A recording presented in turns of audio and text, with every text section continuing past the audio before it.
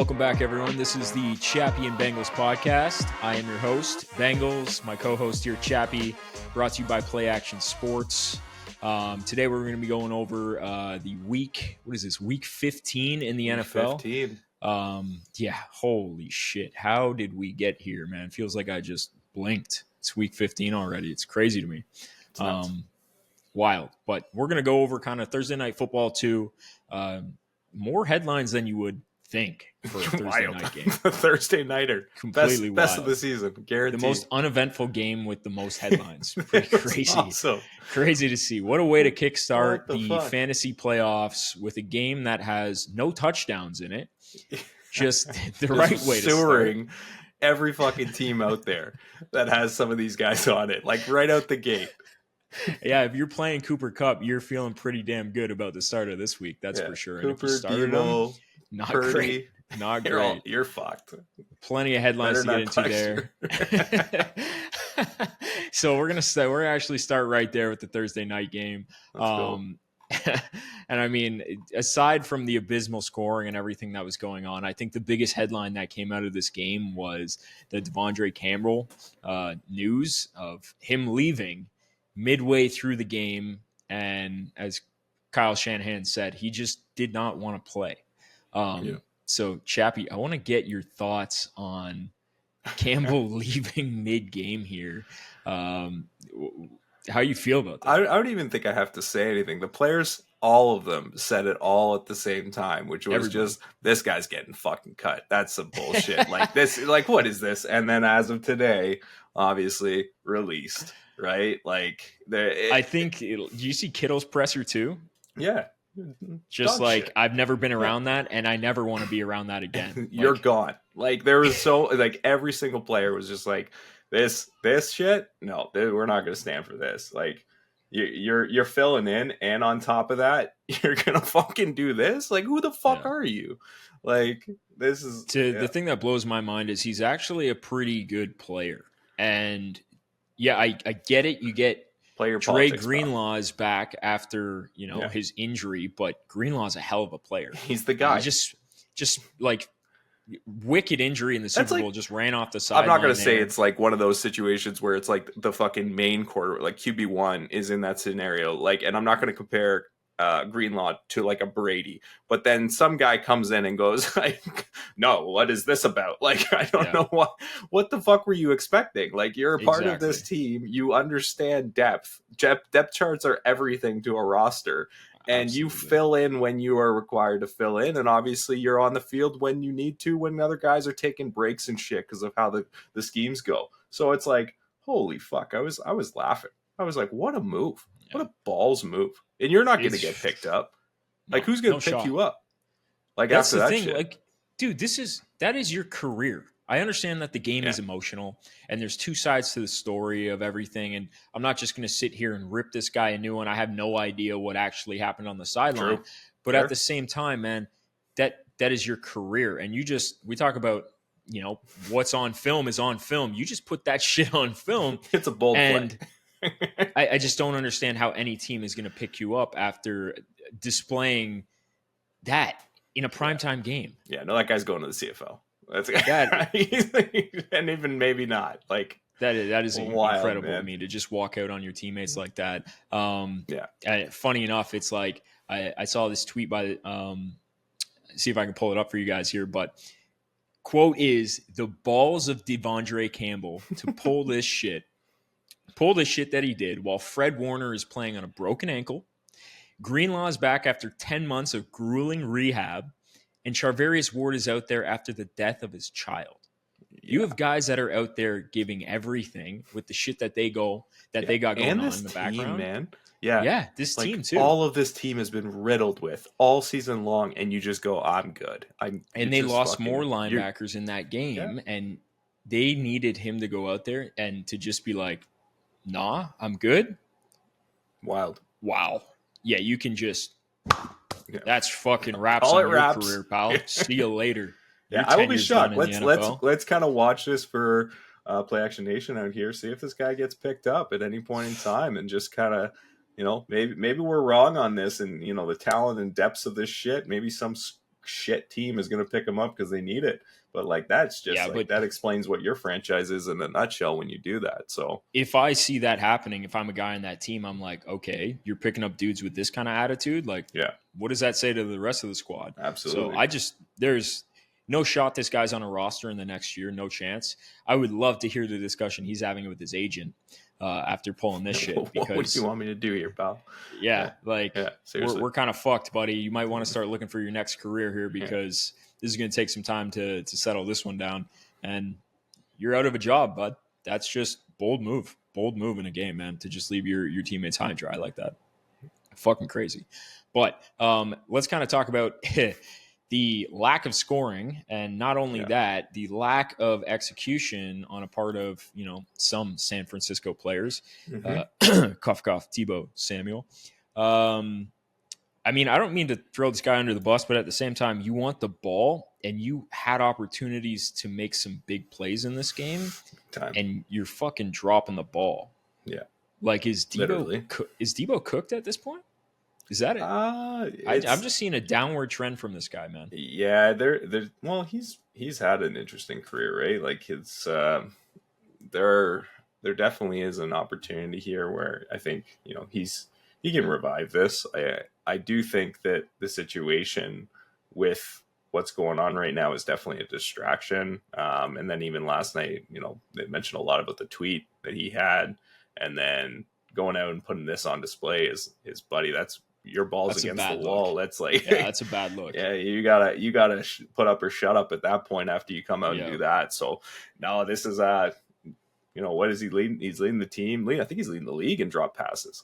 Probably. So this is one of those situations where it's not looking good. But do I think it's an opportunity for him to get back? Yeah, I do. It's just right now, you can't be saying that kind of shit and then flopping. Like, yeah, you can't come out when you're asking for the ball and lay that kind of egg. And then you can't also like do it with like what he was talking. Like you put Purdy on a pedestal, right? Like, you put Purdy up there and said this guy's an MVP and and then come out this season and start dropping the balls. Like, that's putting it all on you. Like, that's putting all the pressure on you to perform. So, and you can't talk shit about anything else after that. Like, Purdy's had a down year. No. We know what that is, and we'll definitely segue into that. But this is like, it's not a good look. It's definitely, you got to perform if you're going to talk shit. Yeah, absolutely. And we might as well segue into that right now, talking about Purdy and his down year. I know, everybody out there talking about Purdy being, a product of the checkdowns to Christian McCaffrey and the amount of players that they have on this team that are just so talented. And like obviously him needing a contract in the offseason and all this talk and people saying like, he's going to be next up on the list of like the highest paid quarterbacks. And I want to kind of ask you, like, do you think Purdy is deserving of something like that?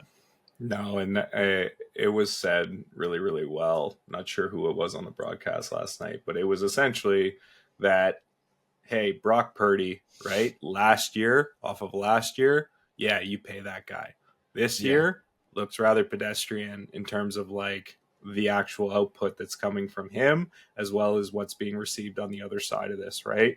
Now, it's a difficult season. It's been a difficult season. I can't say, there was someone that said there was a reflection of what this guy was doing, right? And, when you have Christian McCaffrey to run the ball and open those other lanes open up for you, that it changes exactly how you're going to play, right? Yep. Having that not being there, well, you are probably going to look a little bit more pedestrian than you otherwise did with those assets in those places. No Ayuk, no Christian McCaffrey.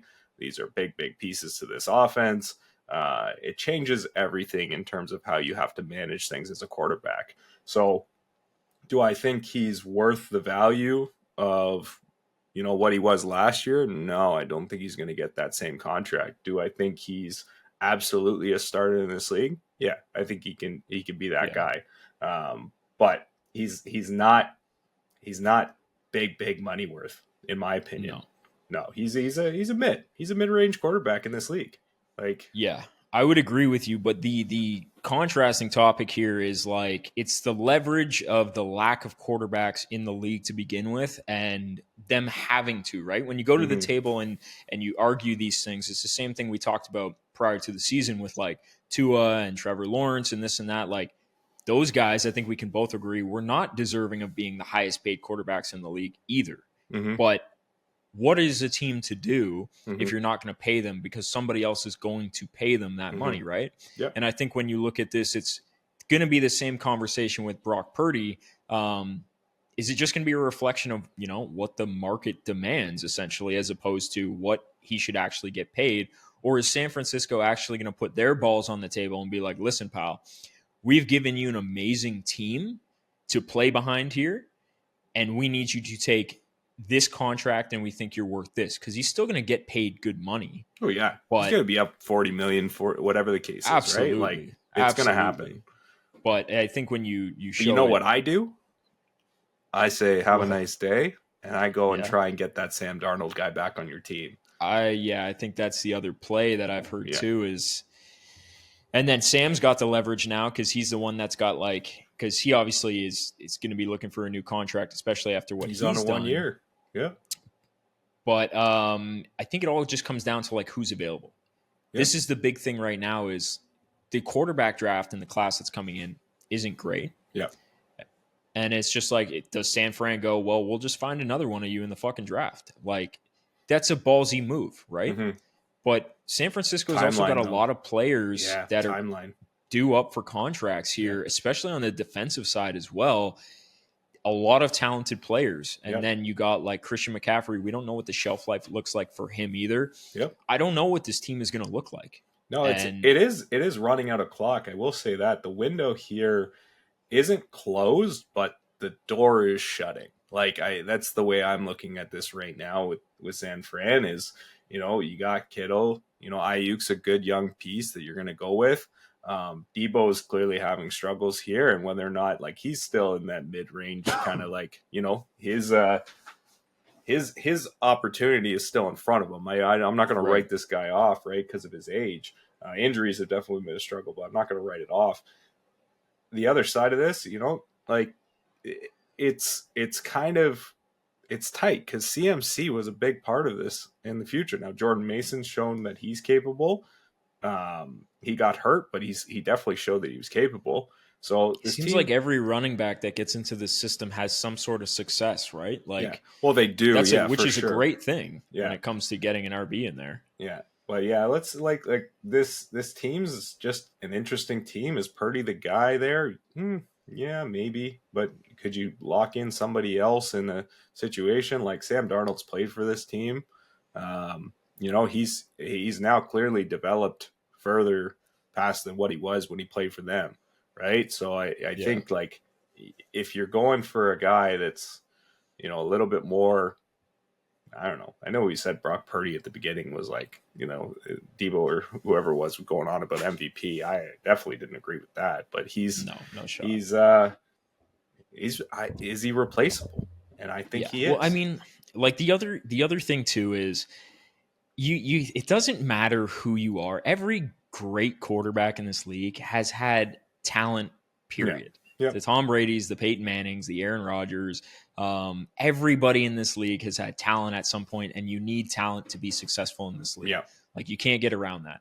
And I think it's like when you look at his case, it's hats off to the 49ers for drafting and developing talent on that roster. And that's what's made them so good. So do they put their balls on the table and be like, well, fuck, we're pretty good at this stuff. We're not going to give you a shit ton of money here. We got other pieces to pay, and we need to be able to manage this roster. And do you use Sam Darnold as kind of like the leverage point for these contract negotiations? But I also don't think like Darnold is going to be – this is his spot to make money. The same way Baker was in that position and he got his contract. The discrepancy between what Purdy's going to get and Darnold's going to get, I don't think is going to 'be massively different. No, not a huge difference. No, that's what I mean. Is it replaceable? Like, is it replaceable with a good, like, Darnold's been playing like a top 8 quarterback in this league so far this year. Now, Purdy was that last year.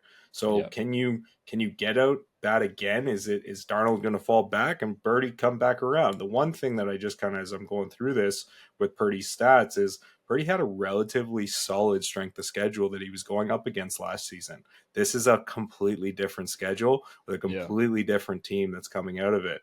And he's struggling to play against tougher defenses. He did struggle in 2023 against tough defenses, had a great season overall, but this year has been a much harder schedule to play against, and he has not been the same guy. That coupled with all the injuries and all the things going on with this team, it's definitely put a little bit of pressure on him, a lot of pressure on him to perform. He hasn't done it. So San Francisco is going to have a tough offseason here with all the moves they got to figure out, because that's definitely a wrap on their season after losing that game. And then just kind of touching on the Rams side of things here. Rams, man, that's a big win for them. Now they're stacking a few games together. But when I look at this, I'm just like, man, that is how you're supposed to do it. Like, they've gone through so much adversity with the injuries earlier in the year. I think they started the season 1-4, and then to be where they're at right now, like, dude, that's good coaching and a team that knows how to play. And it's just crazy to see. Like, I feel like Sean McVay does this year after year, going through shit, and he's got his team going again at the point where, this is the home stretch, and they control their playoff destiny here down the line. If they win out, they're in the playoffs, and that's huge. So it's cool to see that. But this team's an offensive juggernaut when they're humming. So it's like this team can have, like, you have a lot of pieces on this team to make stuff happen, and Stafford's just fucking great. And Stafford has always been a great quarterback in this league. So he truly has been. When you have Koopa, Nakua. These guys together. Yeah, Puka again, man. I don't know. Like, just give the guy the ball. The guy's nuts. Yeah, this guy is wicked. Incredible. So, and then Kyron, man, like 29 carries for 108 yards. Like, doesn't get a touchdown. Do you need it? Because that guy just did everything you needed out of that offense, right? Like, you got to get the ball downfield in order to do whatever you're going to do with the passing game. And this guy does it every single game. Just this guy's the most underrated fucking running back. Like, for what he is and his value, especially like from fantasy and everything else, Kyron's fucking. I'm putting Kyron top 3 every fucking day of the week. This guy's incredible. Yeah, great efficiency. But the Rams, back in there. Cup, unfortunately, from a fantasy perspective, 0 points on the board. That's got to be frustrating. Hit a boo button. Needless to say, I think the only guy that really showed up was Puka Nacua. I think he had like 17 points in PPR, just because he kept getting fed targets. Kyron with a modest game. When you don't get the touchdowns, it is what it is. But that was quite the start for fantasy playoffs out there. Not exactly the kind of stuff you want to see. But yeah, pretty wild way to go out on that. What's a wild thing? So we'll kind of get into my bet, and I'm sure this has happened with so many people out there in the history of, I'm sure everyone has had one of these. But so I took unders across the board for Brock Purdy. So attempts, yards, completions, fucking everything, pass attempts. And so it comes down to the last play of the fucking game. Actually, at 5 minutes left in the game, what does he do? He throws that interception. That's the 30th pass attempt for fucking Brock Purdy. His line is 30.5. I'm going, holy shit. If the Rams hold off for 5 minutes here, I'm going to get this whole fucking parlay. I'm going to rock this entire thing. I took them all straight, but it's so nice to get a fucking parlay. And here you go, 30.5, goes down the field. Rams, what do? They hold for almost 5 fucking minutes.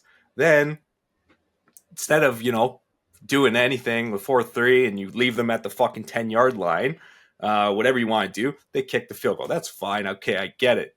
Now, obviously, there's a passing play. So what ends up happening? This guy, clearly with 20 seconds left, they're going to go for the pass. He goes. Now, Brock Purdy doesn't have a fucking arm, so that nothing's happening here. So pass for fucking, he gets pass attempts blown. I'm sure that's happened to so many fucking people. The next play, there's a sack. I'm like, this is a fucking joke. 3 chances, then all of a sudden this guy passes it. I'm like, yo, what if we get a sack here? This is wraps. This is done. 10 seconds on the clock. We're good. next sack after the play of the pass attempt. I was like, fuck. It just there's nothing like sweating out those bets at the end. Sweating out for 5 minutes in the thing. It just makes it feel good, though, at the end of the day. Like, I don't care if I win or lose. You're just so much more involved in that game, watching that to the end. You're like, what the fuck's going to happen every single play? So comment below if you've ever had that happen to you. I'm sure everyone has had that happen, but Play Action Nation, comment below. Let's see what happens here, because I'm sure everyone's had that happen. Absolutely. Everybody's got to get one of those, man. I just showed you the one with Burrow needed the 0.5 on the rush attempts there to cash that one. That was wild too. Yeah. It's just, I don't know how they get these numbers, but it's wild how they can be so accurate with some of this shit. Yeah. Crazy. But now I kind of want to get into another topic here. Little T. Higgins action in the Bengals, my guys. So breaking news. Bengals wide receiver T. Higgins will now be represented by Jamar Chase's agent, Rocky Arsenault, as they go after these contract negotiations in the offseason. I seem to think that's a significantly positive thing for the Bengals. Okay. Chappie seems to think otherwise. Yeah. And Chappie, I'd love to hear why you think that would be a negative, especially with all the controversy and the takes in the media about what Burrow's been saying and what they've been saying about how important it is to have T. Higgins back. So the only way that this, in my opinion, can happen is, number one, the Bengals restructure what Joe Burrow has in his contract. Ding, ding, ding. If that's going to happen, there's a chance. There might be a chance, right? You're telling me there's a chance. Yeah, there might be a chance. There is a chance. Now, the other side to this is the history behind an agent representing two of the same players on the same team. And we can backtrack this a couple times, but I'll go what is the history? Significantly to Amari Cooper and CeeDee Lamb, represented by agent Todd France. Very high-profile players, right? So we got Lamb, who was drafted in 2020 at the time, and we got Amari Cooper, right? What ends up happening? Well, shared representation didn't work out. One gone, Cleveland, see you later. The other guy, we know where he's at right now. So who do you go with? You go with your main guy. Second one, Jarvis Landry, Odell Beckham Jr., Demarius Bilbo, which is a great fucking name, by the way. Wow. All right. Both Bilbo. Represented by Mr. Bilbo Baggins over here. What ends up happening? Well, they actually do end up signing them. But what ends up happening was it was too much for the team. Eventually, they move on from it because of the performance of one of said players, right? Right. I think Stefan Diggs. Hold on. Before we get to Stefan Diggs, hold on. There, performance. Okay, now go on. Stefan Diggs and Adam Thielen. Agent Blake Berratz for the Minnesota Vikings. What ends up happening? Well, they both ended up maximizing their own individual value. Vikings couldn't do it. Doesn't happen. Okay? Mike Evans. When was this, though? That was in 2020 and 2022. Yeah. So Mike Evans and Chris Godwin, this is your hope. This is your prayer. Okay? They end up getting signed both. Torrey Dandy, the Tampa Bay Buccaneers, a rare occurrence to which the same agent benefits to actually sign the same players to the same team that they were coming from. One occurrence. And when were they signed? They were signed in 2021 and 2022, and they were into a lower extension rate and contract than what is the current slated potential of Jamar Chase and T. Higgins. Okay, now I'm going to build off of this. Who was their quarterback at the time? In which situation? Tom Brady? Exactly, yes. Yeah. Who was their quarterback at the time? Tom Brady. Capitalize it, sure. And what window were they in? Championship window. Absolutely. There you go. So I think when you bounce over to the Cincinnati Bengals side of things, would you compare Mr. Joe Burrow to a Tom Brady? Yes. maybe skill set has the ability. Yeah. But okay, I'm not making that. I'm not making that. But we're talking about personality, pull, skill set, all that good stuff, capability. Right. And then you look at the two receivers who are in their prime currently. This is your championship window. Clearly, this is their identity, right? Don't you think there's some maneuverability here that we can do to get I'll this be done? very curious if Joe Burrow, after what he's been saying about the contract situation, the players, and getting these guys both signed, if he has to do something and restructure to get what he wants out of the situation, which is those two guys, right? Yes. This is the only situation that I see this coming through. Otherwise, historically, it's been said, like, team constraints, that's been the biggest concern. I think we said it on the last pod, 40% of your projected cap is going to go to those three players, which is very, very significant on the overall scheme of how you're going to operate this team. And then obviously players, what do players want? Players want their fucking bag, man.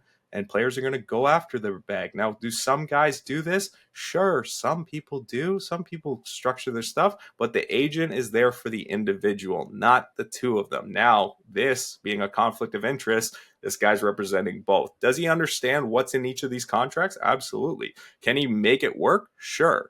If T and Jamar are like, yo, I want to be on this team together, that's one thing, right? We don't know if that's the situation or not. Historically, it doesn't matter because the individual, the player themselves has always prioritized themselves, right? So yeah, that's okay. That's the concern here that I have for this actually working. We'll see. Which is a valid concern, and it's the same concern I think all of us have. At the beginning of the year, I think when you look at this, you're like, everybody knows, and this is the narrative because Cincinnati's front office and how they've done business before has just been subpar, and they haven't kept up with the times. And it's about guaranteeing money and manipulating cap structure to be able to make this work, right? And Cincinnati just hasn't done that. It's not a matter of if they can, because they have the cap space and they have the free capital to do this. It's just whether or not they want to do that and take that money and put it in escrow and do all this shit, right? Like, that's up to them. But now you got so much clamoring and everything that's gone on this year. I think there's even more pressure on this organization to get with the times and make it happen, because it can happen. It's just up to them whether or not they are willing to do this stuff. And like you said, Joe Burrow, he can restructure his contract. That's what everybody does. Put in a few more void years down the line. You give him you change some of his salary to a signing bonus, and then you start to prorate and you push that down the line using the void years. Like, there's ways you can structure it. You just have to be willing to do that. And when you look at the timeline here with these young quarterbacks, you drafted a stud. You have two of the best wide receivers, one being the best wide receiver in the league. Why the hell would you not want to keep this together as long as you can? Who gives a fuck about the dead money down the line? Because as far as I'm concerned, I'm just worried about making sure this talent is together and we take care of this championship window right now. When their careers are over, deal with the dead money later on. Who gives a fuck?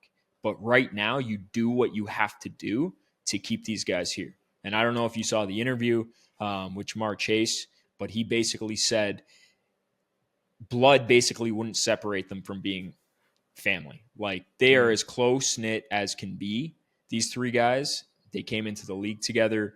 And it's not just a player you're losing, but like Joe said, man, I just actually watched a clip from one of the Dallas games, and seeing T, how he reacts with Jamar after, the last touchdown at the end there. Like, you need that in your locker room, and those three are the motor that makes it go. So I think from that perspective, we're not paying anybody else after this season. We have the cap space, right? Like, when you look at the instances you're talking about Dallas there, they had Zeke on like the biggest fucking running back contract in the league at the time too. We don't have a running back contract that's remotely close to that, right? Yeah. We got Chase There's Brown opportunity to make it work. Now the question is right? Like, we've talked about this a little bit. What's the dynamics of a successful team contract split across in a balanced approach, right? Like, the Chiefs are very balanced in what they have going on right now. Part of the reason that they're 12-1, and they're going to continue to be that until who knows when, because they just structure this in accordance to, hey, we have our guy at quarterback. We don't really have to worry about that. He's going to make something out of these guys regardless. Travis Kelce's on what he's on. And then really and truly, what's the situation with the defense? Well, it's balanced. Everything is balanced, right? And that's the reason that they're winning, right? And so the question that I had, and I had earlier, was does it make sense to invest into that second guy in the way that you're doing right now? We just talked about it last week with the situation with AJ Brown, where AJ Brown is being underutilized completely against his contract. Now, there's a clearly different fucking scenario here, and Jalen hurts his arm against fucking Joe Burrows. But to say that, hey, you're going to spend the money on this two tandem and you're going to get the total value out of that, and hopefully your defense in that situation comes back around here, then sure. But right now, this team's opportunity has never been its offense. It's clearly been its defense forever. It has been, but you actually bring up a couple good points, and it plays into what we're talking about right here. First being the Chiefs. I think the bottom line is in the NFL is you have to draft and develop, right? So when we talk about the Chiefs, they've done nothing but, they let guys like Tyreek walk and it's worked out for them, but they've also drafted and found guys and built this defense, and then that has now become their identity. Like Pacheco in like the 7th round, look at him. Their defense, Chanel, all these guys, and they're letting people walk still, and they have a unit that is top 3 in the league. I think regardless of everything else, in this league, it comes down to, in order for you to have sustained success, you need to be able to draft and develop talent. And the Chiefs have done that to a T, which is why they are successful, right? When I look on the Cincinnati side of things, these guys have used multiple draft picks the last couple of years on the defensive side of the ball, none of them of which are cornerstones for this franchise to build around. So when I see a team that's struggled to draft and develop talent, why am I going to let a guy walk to then have to go draft and develop a talent and fill that void? We already played this game. We let Jesse Bates walk. We let these guys walk, and it's cost us more money on draft capital, free agency, trying to find a guy to fit, and look where we are. So rather than paying the talent that we have in the first place, if you're willing to put yourself into that situation, by all means. But what are you going to do? You're going to go into this draft? Because there's nobody that's T. Higgins in this draft. And even if you're going to get a wide receiver in the first round, I don't even think you look for that, though. Like, do you even look for that? That's the thing. Yeah. Do you look for a wide receiver? I wouldn't pay for another wide receiver right now, right? Like, you have to build the defense, right? Yeah, you have to build the defense. It's showcased across the league that, like, what are the top teams right now in the NFL? Do they have one standout receiver and a guy that's come along? Oh, for sure. Except for Phil, look at that one situation. Miami Dolphins. Oh, they're great. Yeah, they're coming on fucking phenomenal this year. They had injuries this year. Tyreek is off the contract in whatever the case, and he's retiring and going to go race YouTubers. Still doesn't matter. Look at San Francisco. They have Deebo, Ayuk, George Kittle. Let's talk about this year. And what's the success been of this year? That's the exact same Kansas City Chiefs. They just have injuries. You have Rashee Rice, who's your guy. That's it. Yeah, and you got Travis. I just told you that's not their identity, though. It's built. No, but regardless, you got the Bills as another example. Like that is not their identity. It's the same. You can use Lamar Jackson too. They are not built through the passing game. Cincinnati is built through the passing game and solely the passing game. Correct? You're not wrong. Everybody can structure their team. Kryptonite. Yeah. Everybody can structure their team based off their strengths. Our strengths is put the ball in Joe Burrow's hand. Let him go to work. The only thing we need is a middle of the pack defense, and we talked about this. Now, we're missing a few guys on our defensive side of the ball. We've lost guys to injuries, things like that. Free agents haven't panned out because we've been trying to fill these voids of players leaving, right? Back to the topic of paying these guys that are talented in the first place. And then you look at the Eagles, dude, they're and this is the perfect comparison. I tell you all the time, the Eagles have all their money tied up on the offensive side of the ball. All of their defense was ass last year. They were a laughing stock in the league. And even to start this year, again, it was once again, the Eagles secondary is ass. But what did they do? They went out, fucking Howie Roseman does it again, drafts 2 studs in the first and second round to play corner. Then all of a sudden, look at the Eagles defense now, right? Drafting, developing. So we sign T. Higgins. And then what do?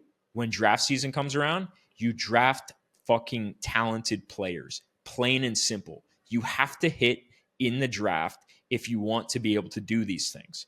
So if we're going to have a top 15 pick, you go and you work on the defense, you get younger, not everybody on this defense is ass, but we need some injection of talent in here. That's for damn sure. Mm-hmm. But all we need is look at the games, man. We've lost by one score majority of the fucking time. Mm-hmm. You're telling me if we don't fix a couple pieces, few more turnovers, few key bounces our way, this team is not in the playoffs and a competitive team? You got to keep the core together, and then you do what you can beyond the scope of that and figure out, draft, develop, and go from there. And I think that's their identity, man. Like, yeah, you got to stop letting that talent that's their walk identity, away. and I agree entirely. But I think it's also, you can't let T go, but you might have to shore up those other spots. Like, that's the It only all depends thing. what's available, right? Like, it's an availability thing, but at the same time, like, you can't also just say that this is all we are, right? Like, we have a passing defense or passing identity, and that's all we are. Like, it's not worked out so far. It hasn't worked out so far. Excuse me? Where has it worked out aside from 3 in scoring? Yeah, where has it worked out so far? I don't give a fuck about scoring. I don't give a fuck. If you can't it hasn't worked on the defensive side of the ball. If you can't win these games, it's irrelevant what you're doing in your passing identity. It's irrelevant. What's the result of this? It's 4-8 with a healthy team. Like, on offense. But this is what I'm saying is we have nothing to worry about if we have the cap space to go do this. You go get a couple pieces. We don't got to go spend all our money on the defensive side of the ball. But yeah, you do have to go figure out what you're going to do. What is your plan? Are you going to draft guys in the first round and the second round of the draft? Is that where you're going to get your talent? Or are you going to look to free agency? You know what I mean? Like, what is the market for the defensive side of the ball? You can't go say, hey, we can't ever have a defensive identity and win. Nobody's sitting here going, you're just like, sign the offense and then we're just going to run it back with the defense. That's what it sounds like. Plan in place. That's what I mean. But that's where, if you're going to chalk up like half your resources and more than that because of the situations with the contracts on offense here, you have so much slated to the offensive side of the ball in terms of that cap and where that's going to be. 3 players at 40% of your entire, it's crazy, man. Like, that's a lot. That's a lot. Like, historically, teams are sitting in that like 20 to 30% range, and you're going to 40% on a fucking situation on your whole offense and 3 guys. Like, that's a big fuck. I respect it. Like, it's good. I understand what you're trying to do here. I just don't think, like, your example here with Philly is a good example, but it has to work exactly that way. How is it any different, though? It has to work exactly that way. If the cornerback situation and every part of the defense doesn't come along in the draft here, then you're in no better situation than you are today. That's all it is you have to, at bottom line, the bottom line is you have to hit on draft picks. Plain and simple. Every team wants that. Exactly. Do they do it? Right? No. But this is the thing. Like, you can't just be like, oh, we're gonna let guys walk and then think you can just fill a void through the draft. Like, you have to hit on the player, right? So what is our scouting department look like? What are we doing to ensure that we're getting the right guys to fit into the system and doing all this stuff? And that's where we look at, like, the front office here and the fact that we have like the smallest scouting department in the league. And I think it's time to invest resources to make sure that we're hitting on these guys so that we can make sure this plan goes into play. Yep. So it's not that it isn't possible to make this happen. It's, you got to have the plan in place and you got to be able to go make sure that this gets done the right way. But there's plenty of examples out there. And the identity of this team is those 3 guys, man. And I just think, like, the move to get rid of your agent mid-season, and with everything that's going on with Burrow coming out saying T is a need on this team, and I would be extremely disappointed if he wasn't signed again. That's not just lip service for the public. Joe Burrow doesn't just go out and say that for shits and giggles. That means something, and to see that they're changing agents mid-season, this is big, and I think that's a step in the right direction for them trying to figure something out here in the offseason. But both sides of the coin is right. Like, you presented your argument, that makes sense. And to me, I'm just like, hey, I love these guys. I think they are this offense, and I hope they put together a plan to make this work. So we'll see how that goes. But solid argument. I mean, can't complain. Can't Good complain. Time. Now, speaking of players that aren't so talented, Odell Beckham and the Miami Dolphins parting ways here. Just absolute shit on Odell. I mean, career. fuck, I loved Odell. We all loved Odell, man. Like, first 4 years of his career were great. We were just talking about this, and then you get the injuries, unfortunately, with him, and then you get shipped off to the Browns, and then the Browns are a dumpster fire. And that kind of change. He's got the Super Bowl ring, tears the ACL in the Super Bowl. Like, what a wild journey for him. But I think at this point it's safe to say, like, I don't know what the parting ways is here. Like, the mutual agreement. I don't know if anyone's really going to go and get Odell for a Super Bowl run here. I don't think he has that impact anymore, right? Yeah, so it's one of those weird situations where, like, can he make a catch? Sure, right? Like, I think that's fine. But, like, how they were using him, like, in the last little bit, they didn't need him. Like, they didn't need him, and, like, over the middle, and you make a catch to secure a first down was pretty much every play highlight that I saw of Odell Beckham Jr. this season. Legit. And, like, legit, I don't actually think there was any other plays that I saw. And that's crazy to say, but it's just not the flashy, obviously not his injuries later and everything going on with the guy. Obviously, great, phenomenal player. Never forget the catch. But I think this is the end of the road here. Probably coming in close, right? When we hit that 30+ year situation, it's a ticking time bomb for any receiver. And you can name the greats. Him with his injuries, you can name every single great receiver, and you saw it with Julio Jones, and you saw it with I don't know. You can name a ton. Like, that decline at 30-31 is massive. So it's just not there right now. Yeah. So, and great career. Great career. Hell of a catch. I mean, I just, it's unfortunate to see kind of how it ended on this last stretch here, but that's it. Sad to see time, everything goes on, and that's it for Odell. But that's the gist of a lot of the topics we wanted to touch on primarily before we get into some of these games. But we actually didn't discuss. Turns out Bill Belichick did, in fact, get hired. Yeah. Just give a quick take on how quick you feel little turnaround on this one. Yeah, quick little turnaround on that. Yeah. Just because, like, that caught me off guard. Like, we talked about this on the last show. What's actually some of the funniest shit I've seen online is him just like the memes that are going on about him walking out of, like, college girls' fucking, like, yeah. It's like big man on campus. I was crying. No, it's what a wild turn of events. I did not expect this. I did not expect him to sign with a college program. I thought it was just like a card on the table, like, maybe, but hey, he comes, he's gonna, if you don't think every 5-star player is not gonna want to go and figure out what this is about, that's the shot, right? Like, that's, hey, I'm gonna go under one of the greatest coaches of all time. Yeah, it has a major impact in that. Yeah, I agree. Yeah, so that's the thing that I take away. Is just going to be quite interesting to watch. I'm excited. Let's see it. Yeah, it's exciting for the fans for sure, and to see what that program turns into. But for me, it was like, okay, this guy's got, like, chasing greatness, in the NFL. Only so many wins before he got to the point where he was the winningest coach in NFL history, right? To go into an offseason where there isn't a shit ton of coaches out there, he would have surely, I thought, would have got offers. And I don't know if, like, maybe he wasn't, or whatever it was going to be. Maybe he thought, like, there wasn't going to be enough pull in the NFL. I'm not sure. But to me, he got blackballed. The first job offer, it feels like, just pulling the trig there. I don't know. Yep.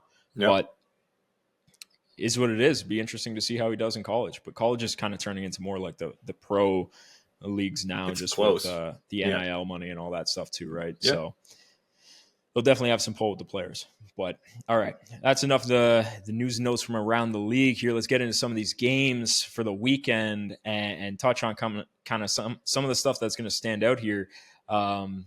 I know that I'm going to be taking the Ravens against the Giants, even though it's the biggest spread of the season, I think. I don't give a fuck because the Giants are ass, and we're going to go Ravens spread. On that one. It is a wild 16. Spread. Holy shit. Yeah. Ravens are coming off that loss to the Eagles. 14-31 on the money line. So you're making a lot of money there. Yeah. That's crazy. But I would still like that guy who would took you that even go $3 against it? million and won 400,000 sweating that game Yeah. out against Carolina last week. This guy's throwing 7 on fucking Doubling Baltimore. down. Yeah, Doubling down. no, that's incredible.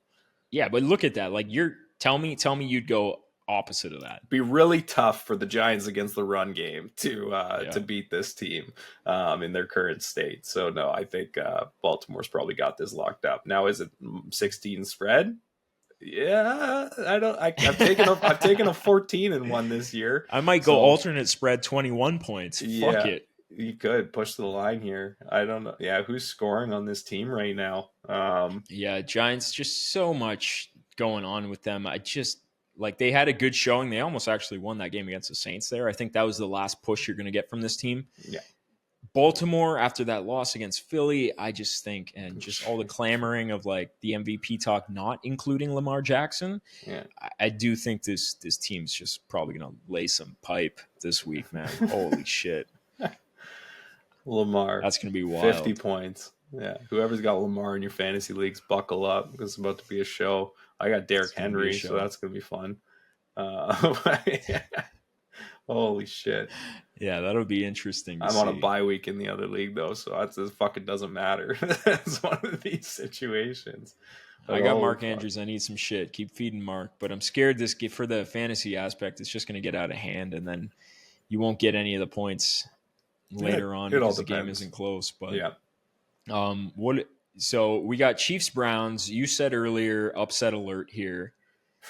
Is this Chappie's upset alert of the week? Chiefs at the Browns. You know, line's only 4 points. So clearly Vegas thinks it's going to be so a close blessed game to play in this snow. And I think, could we take a wild pick here? It's funny. That's not a big difference, right? Like I'm just looking at that line and going 4. You have 4 Chiefs, against the spread this season. That's been interesting. Do I think they win by 4? Probably, right? I think that was the situation we were in. But the Browns are just an interesting team. Jameis can have an MVP type of game any of these games, and then late in it, throw 2 picks, and then it's all fucked. So, and I can see that happening against the Chiefs defense. You absolutely for sure. can see this happening against this team. The one guy I wanted to look at was Njoku, but unfortunately, he's not even playing this week. Like against KC, the tight end's always a good look. Doesn't look like that's happening. Is Jerry Jeudy going to continue his dominance right now against the Chiefs defense? That'd be tough to see. I do think I like this game under McDuffie this week, probably. Yeah, I like the under in this game though. The under that's a good play. 45 got some points rain scheduled. The opening. I think it's cold currently day. At 43. Yeah. I can see the under in that game for sure playing out. I think that's a decent call. Yeah, it's I don't know. Chiefs by 4. I don't see like the money line on it's just interesting. Like the Cleveland play here is such a funny game play. Yeah. I think it's like we were talking about the Patrick Mahomes passing attempts. Yep. I promise you that's going to hit again. When they play dog shit teams, Patty just wants to force the ball. He wants to force the ball. So the only 2 things you look at when it comes to the Chiefs is what is Isaiah Pacheco's rushing attempt line? And you might get a little favor on that just because of the fact that he's still coming back from injury. So when we go look at the lines right now and see kind of what his thing is at, if it's still under that 15 rush attempts mark, I think you're probably getting a lot of value on that. But it's Patrick Mahomes passing attempts for pass sure. Attempts right now for Patrick Mahomes are at 35.5. So far against the year, he would be 8-5 on his pass attempt props against the closing line. So that's the fun little tidbit there. So that's definitely performed throughout the year. On the situation for his pass attempts at 35.5, he really hasn't had a line that high, which is interesting. 35.5 against the Falcons, he hit that. 36.5 against the Ravens and the Bengals, he did not. And those would be the 2 other situations. So where 35.5 has been the limit to which he has hit. So That's pretty decent here. And I love doing that in play too, because they like to swing a lot of their attempts. Like you'll see drives where it'll be all passing. You'll see drives where it'll be all rushing. And you find that sweet spot where the number dips a little bit. That's where you get in on the passing attempts there.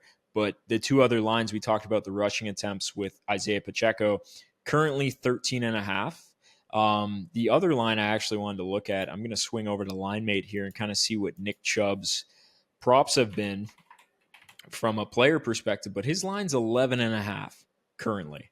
When I say this game is going to be under and it's shitty weather, you got to think that he's going to get the attempts, right? He's been playing X amount of games now off the injury. You'd think he'd be good to go. I'm going 11.5. Like when I look at this, last 12 of his last 17 games, Nick Chubb has hit 11.5 rushing attempts. He had 11 last game against Pittsburgh, 9 against the Broncos. Broncos game was just points being scored everywhere. It wasn't the rushing type of game. But I can see this getting into more of that handoff type of game, especially if they're missing some players on the offensive side of the ball for Cleveland. So I like the rushing totals there, rushing attempts on Nick Chubb. It's an interesting play. I wouldn't ever really choose the rushing. Like, granted, the 11.5 is not a bad one to play. It's pretty in the last little bit. number, So just against his closing line, he's 5-2 on 11.5. So that's pretty good. I always like to look at the game script of what has been going on. Relatively low line for him, to be honest. Yeah.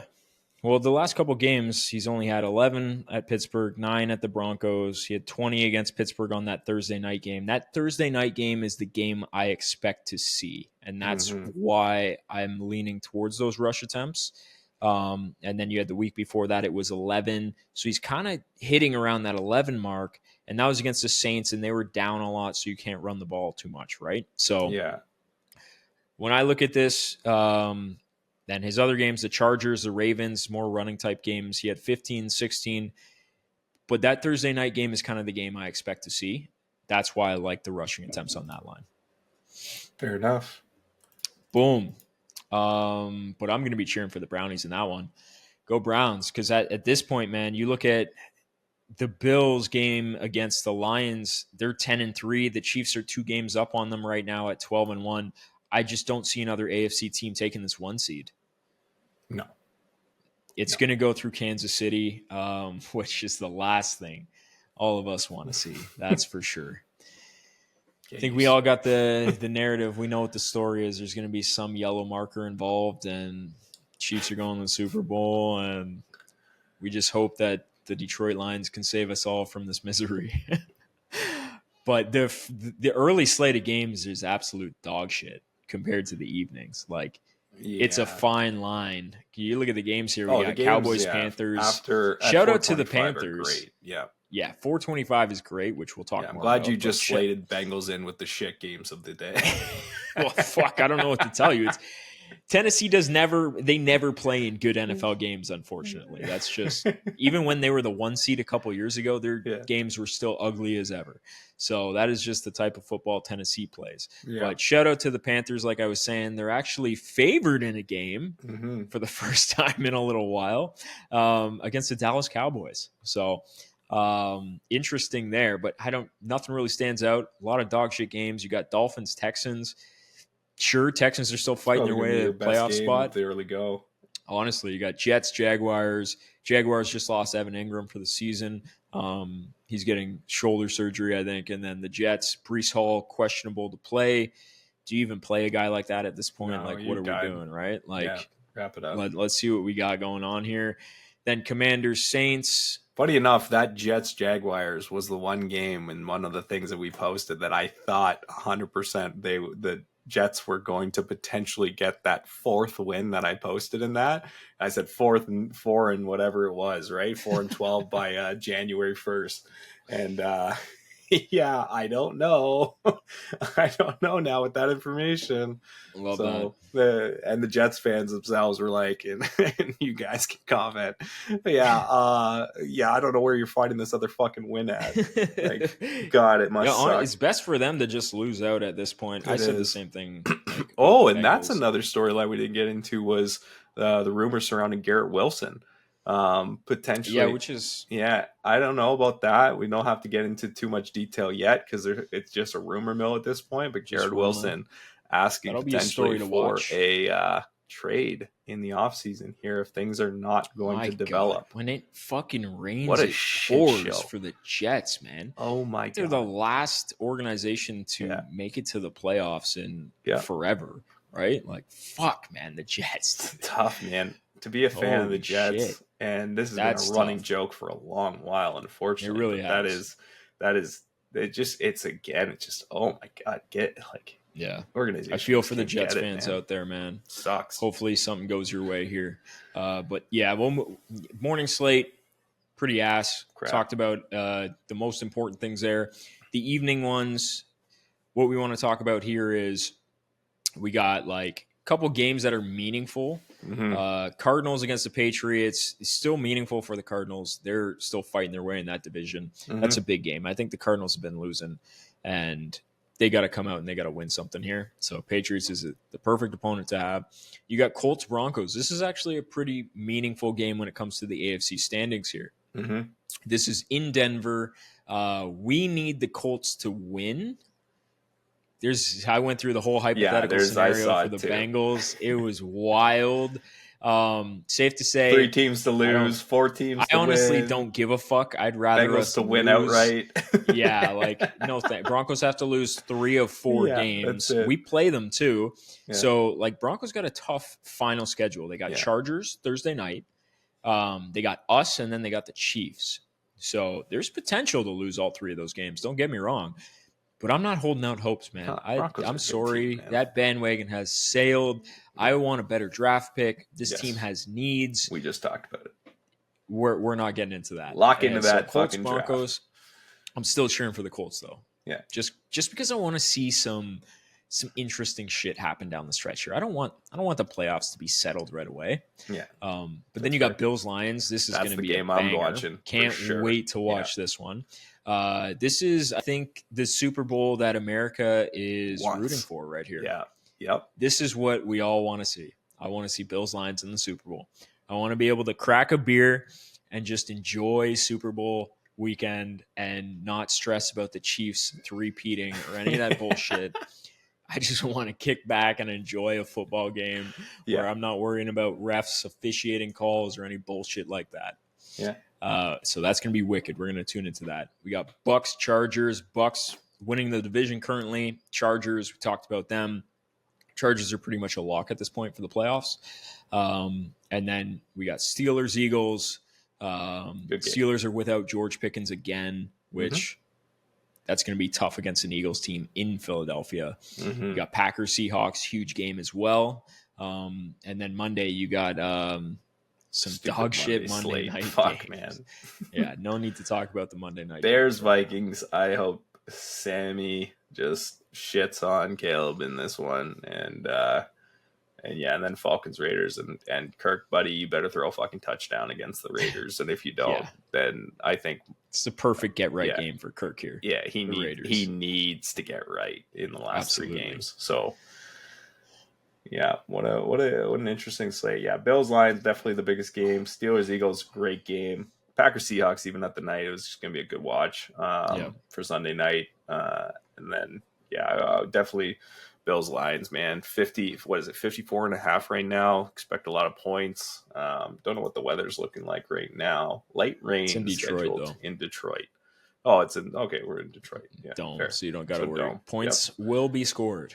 Yeah, points will be scored. Look at the total. It's 54.5 right now. Yeah, 54.5. Yeah, and you're not going to tell me you're going to take the under in that game. I just I don't want to see this game, man. I'm already getting jacked up about it. Fuck. So wait, what happens here if Detroit loses, or sorry, if the Bills lose? Does Josh Allen's MVP stock still increase in a loss? Because then what are we doing here? What are we doing? Okay, wait. Let's play this one out. Okay, let's say Saquon has a moderate game. Say Josh Allen loses and he doesn't have a 6 fucking touchdown performance. Yeah. And then Joey B just continues on his trend. What goes on here? What are we thinking? I'm not even going to get into this one again. I mean, I don't know how you Jared Goff is the MVP at this point. You want to hear what the biggest fucking joke is and why this whole MVP shit is the biggest popularity contest? Yeah. It's dude, how in the fucking world is Patrick Mahomes still on the MVP ballot? Make that make sense to me. No, it doesn't. No, make it make sense to me. It's I want to ask all you guys out there, how record. the fuck in the world is this guy on the MVP ballot? You know what? And the funny thing is, I think, like, what is it? The last MVPs, you look at the MVPs of the league, generally they're like the top seeds, right? They depends on the seeding. Like, if we look at MVPs and their records, they're probably going to be 1-2 seed at least, right? They will be. It is interesting. It's definitely a record conversation. It's do I think that if there are some stats that Patrick Mahomes is leading as well that aren't necessarily their right in front of you stats, I think he is, right? I think there are a lot of quarterback stats that he's actually still in the top ranking in. That being said, like what? Can you give me one? I think EPA, is one. No shot. No shot? Let's take a look. No shot. Let's figure that out. Give it for the show. Yeah, we'll pull that up and we'll present it. Yeah. But aside from EPA, what? Most flags called against them? most flags going his way? Is that a record? Yeah, I think that is a stat that they have tracked. And we already talked about the stat that is like the most, what is it? Like pass interference calls or something like that. Yeah. What was that stat? That was a wild one. Yeah, it's like most interceptions overturned on pass interference calls. Yeah, that is fucking wild. Yep. But naturally, the list, like Super Bowl MVPs, just the MVP of the league, they're generally on the better team. Yes, but when you look at it, and it's like, okay, if the Bills drop another game, they don't have the greatest record. Like, so let's play this out hypothetically. What if the Bengals win out?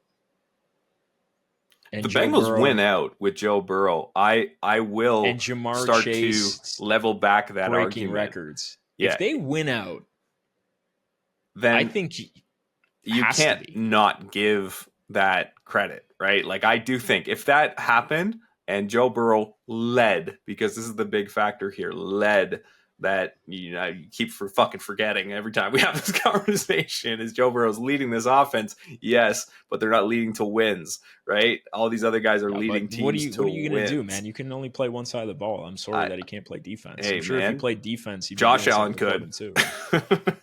Oh my God, bro! Josh Allen could tackle a motherfucker. About this. Josh Allen will tackle a motherfucker. You know when you're not gonna like Josh Allen is when he loses in the playoffs to Patrick Mahomes. Then we're gonna have the conversation all over again. But you know what? You can cuddle your MVP trophy at night by all means.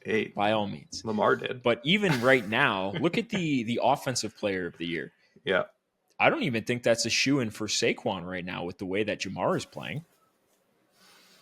No, that's a tight one too. If he gets, so what if he wins the Triple Crown?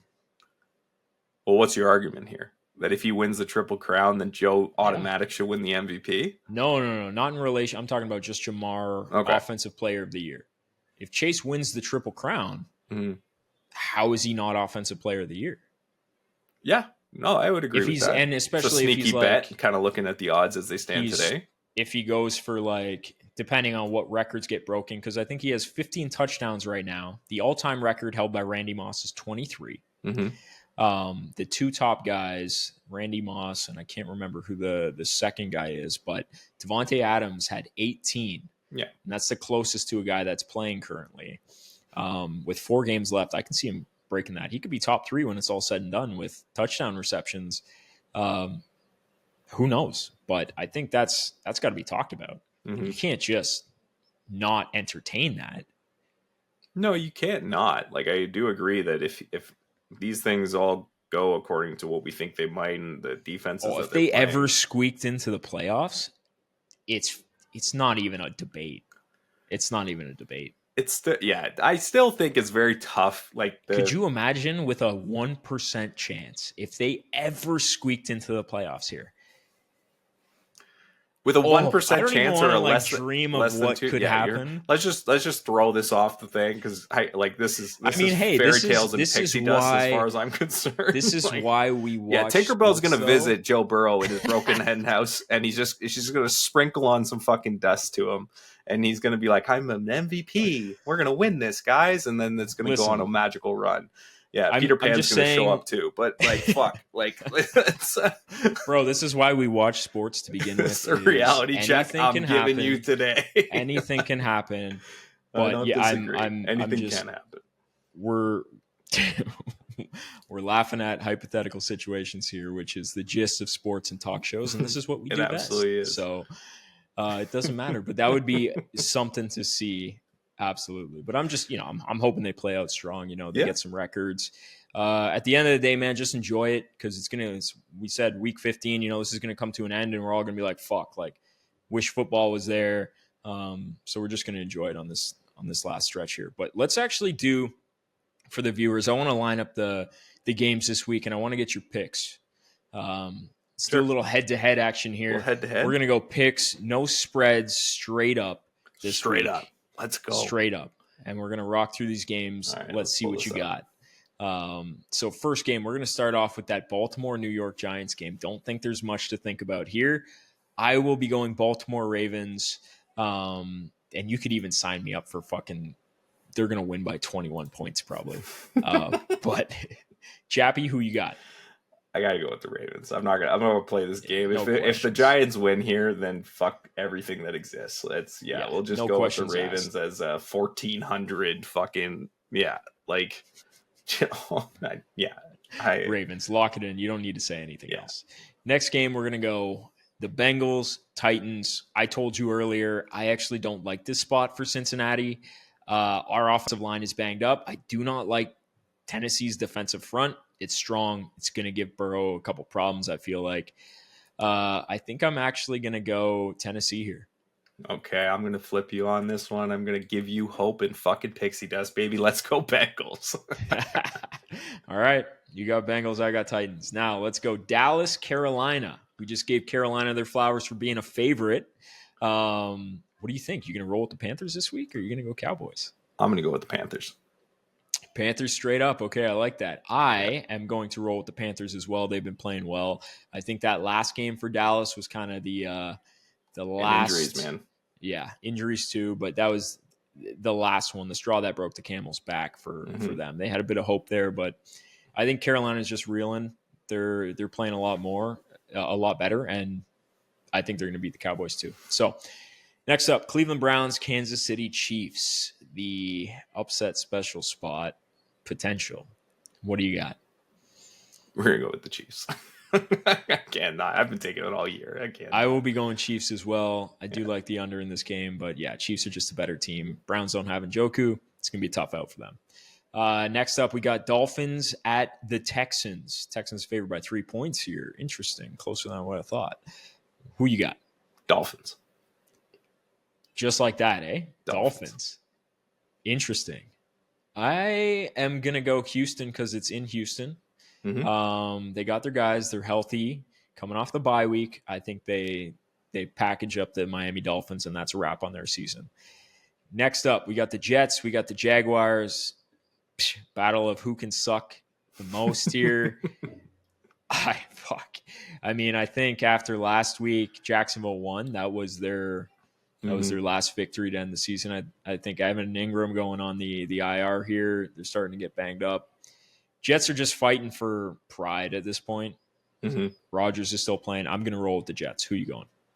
I'm going to go Jets as well. I think the Jets. I said it in the meme. We're going to lock into the meme. They got to get this one. Come on, they got to get this one. Get this one. All right. Next up, we got Commanders, Saints. Derek Carr looks like he's out for the season with the fractured hand. I will be going Washington Commanders. Easy here. I think the Commanders are going to put up some points against this Saints defense. I'll go Washington as well. There we go.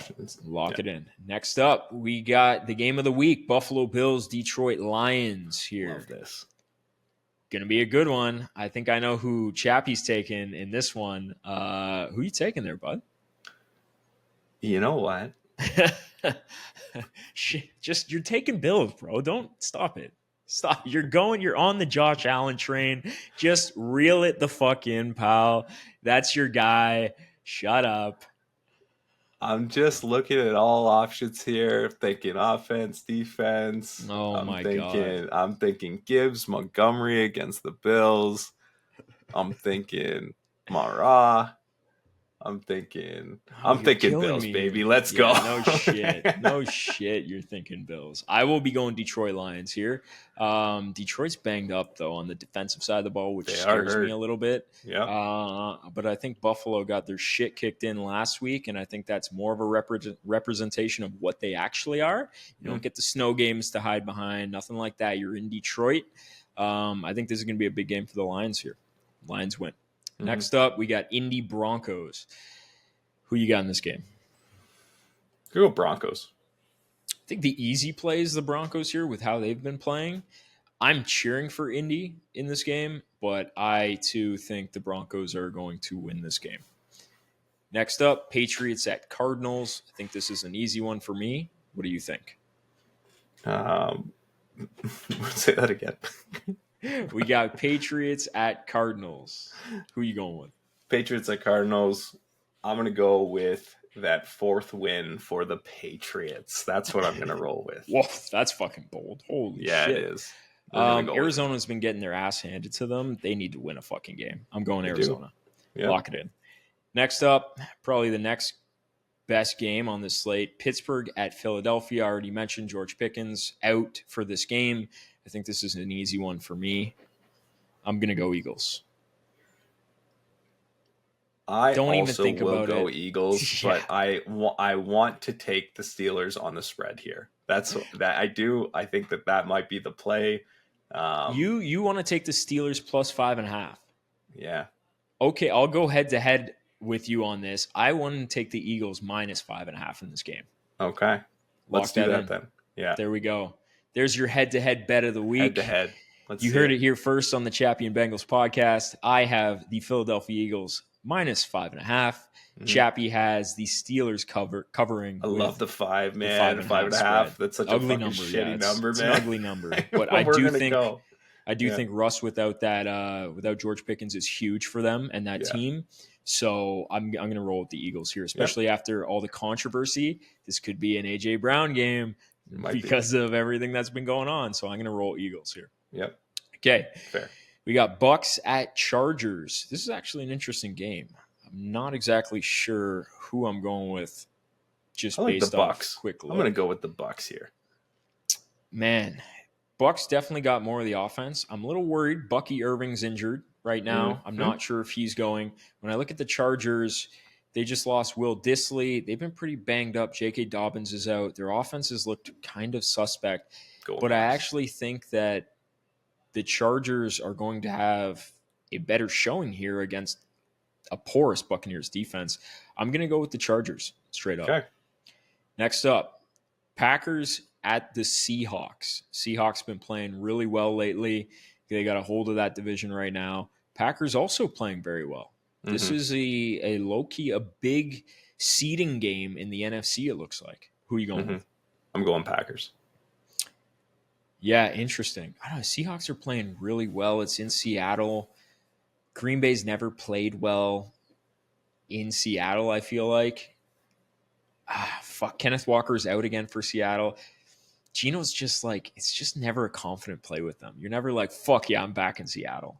It never feels like that. Seahawks in Seattle is not a bad play. I just think Packers are going to solidify where they need to be in this playoff seeding. So it's Seahawks. They got to win too, man. That's their situation is different. Yep. I mean, they're both battling here. They got to. Yep. Fuck, we've had a lot of differences so far, man. That's good. This could be interesting. Fucking week. Yeah. This is going to be a spicy one. Man.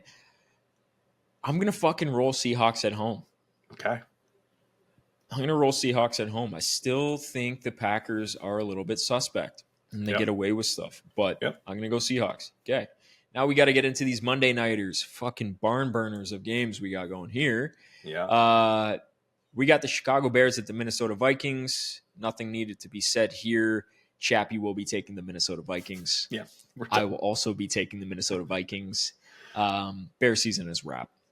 Bear season is wrapped. Last game we got. Maybe this Atlanta. is a good Caleb showing though. You know, one of those good like free showings. Just now he's out there, just a feel good moment. You know, I honestly, as we were rolling up to this game, I was like, I know I'm gonna take the Vikings, but I kind of just feel like the Bears might sneak one in there and just fucking disrupt some shit. And Caleb might just have an easy game here where he's just thinking, hey, maybe this is the thing. I think I did take that the last time with the Vikings, though, because I felt like the Bears were going to get some different schemes that Caleb hadn't seen yet, and that did come through. So the Bears had that big comeback like a couple weeks ago against the Vikings. That was a whole thing, and they hung in there. This is in Minnesota. It was all late. Bears got embarrassed last week against San Fran. Do you think they have a better showing? I don't know. Mm-hmm. I want to say, like, it's going to be tough. I'm going Vikings. Wrap it up there. And our last game on the slate, Atlanta Falcons at the Las Vegas Raiders. I think we talked about if Kirk can't throw some TDs against the Raiders. I do think the Raiders are packing it in. They're tanking for a quarterback for sure. It will be a battle between them and the Giants for that first pick. I think the Falcons take this one, and I think they take this handedly. Mm-hmm. This is a 4-point spread. I'm going to take them to cover 2, but I got Atlanta.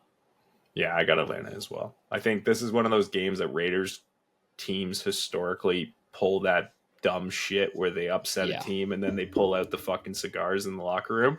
But that being said, like, it's Desmond Ridder playing at quarterback too. Kirk's by the way. Gotta throw, man. Like, he's gotta throw. He's got to get some touchdowns. We said that this guy's been on a bad. It's an interesting line given that Bijan's been really, really good. In the last couple of games here, making up for things, and this is that 4 line. I like that too. I think that's an interesting cover there. I think that might be the lock of the week. Chappie and Bengals lock of the week. Atlanta Falcons -4. I think they beat up Desmond Ridder and the Las Vegas Raiders here in this one. That's a wrap though. Mm-hmm. All right, awesome. So we got the slate of games. We're going to see how we do at the end of the week here. But we really appreciate you guys tuning into the show. Absolutely. If you can, give us a like, hit that bell, subscribe to the channel. More content coming your way, and we can't wait to do the recap on the week after this. We're getting towards the end of the season here, guys. So let's just enjoy some football. Let's make some bets, build some parlays, have a good time. Really appreciate you guys. So we'll see you guys on the next episode. This is the Chappie and Bengals podcast. Catch you guys in the next one. Easy.